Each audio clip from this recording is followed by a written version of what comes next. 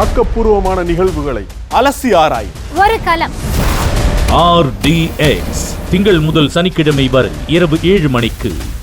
நாகப்பட்டினம் மாவட்டத்தில் நடைப்பயணம் மேற்கொள்ளும் பாமக தலைவர் அன்புமணி நாகூர் தர்காவில் வழிபாடு மேற்கொண்டு பின்னர் இஸ்லாமியர்களிடம் கலந்துரையாடினார். இது தொடர்பான விவரங்களோடு இணைகிறார் எமது செய்தியாளர் லெனின். வணக்கம். மேலும் விவரம். பிரியங்கா, உரிமை மீட்க தலைமுறை காக்க 100 நாள் நடைபயணத்தை மேற்கொண்டு வரும் பாமக தலைவர் அன்புமணி இன்று மாலை நாகப்பட்டினம் மாவட்டம் வேதாரண்யத்தில் பேரணி மற்றும் பொதுக்கூட்டத்தில் பங்கேற்று உரையாற்ற உள்ளார்.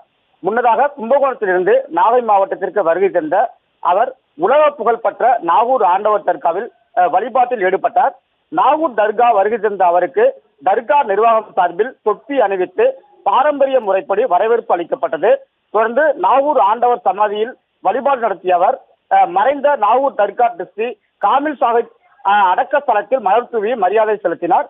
தொடர்ந்து இஸ்லாமிய மக்களோடு அவர் கலந்துரையாடல் செய்தவர் இன்று நாகை மாவட்டத்தில் உள்ள விவசாயிகளிடம் கலந்துரையாடல் செய்ய உள்ளார்.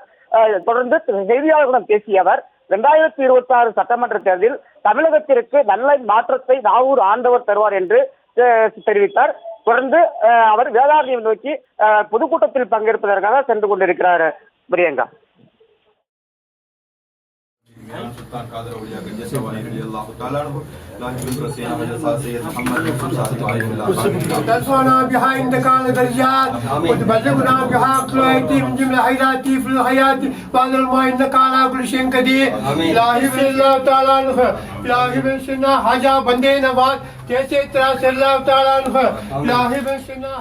விவரங்களுக்கு நன்றி லெனின்.